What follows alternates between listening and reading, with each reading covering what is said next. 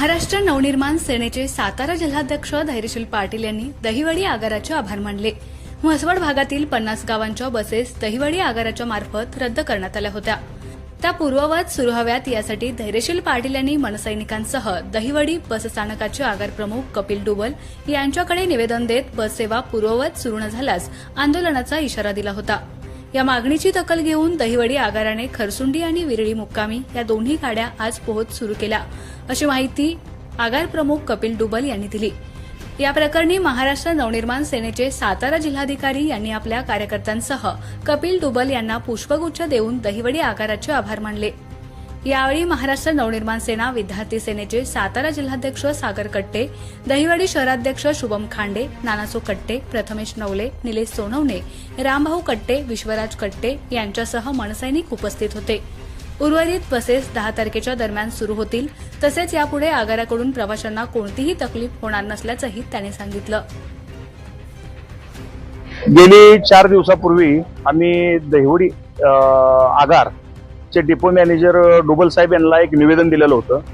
निवेदनाचा विषय असा होता की म्हसवड भागामधल्या त्यांनी 50 गावच्या गाड्या बंद केलेल्या होत्या, म्हणून आम्ही त्यांना विनंती केली होती, निवेदन दिलं होतं की तुम्ही जर त्या गाड्या लवकरात लवकर नाही चालू केल्या तर आम्हाला आंदोलनाचा मार्ग स्वीकारायला लागेल।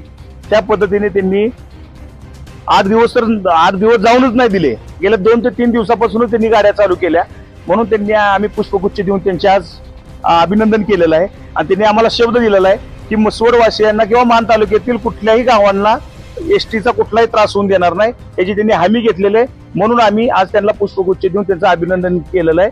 आम्ही त्यांचं सर्वांचं आभार मानलेले आहेत। जय हिंद, जय महाराष्ट्र। म्हसवड भागातील ज्या बंद फेऱ्या होत्या त्या बंद फेऱ्यांचे निवेदन मागील 4 दिवसापूर्वी माननीय धैर्यशील दादा पाटील साहेब यांनी मला दिलेले होते आणि त्यात तसेच दादांनी मला इथं येऊन निवेदन दिले होते आणि दादांना मी सांगितलं होतं की या सोमवारी आम्ही त्या फेऱ्या चालू करू। आणि आज खरसुंडी मुक्काम आणि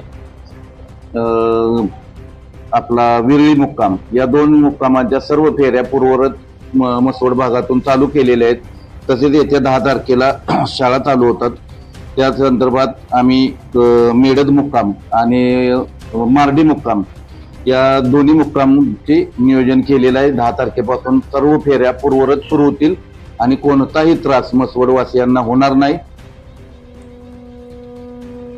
आमच्या खबर गावाकडची या चॅनेलला सबस्क्राईब करा, लाईक करा आणि आमचे व्हिडिओ शेअर करा। धन्यवाद।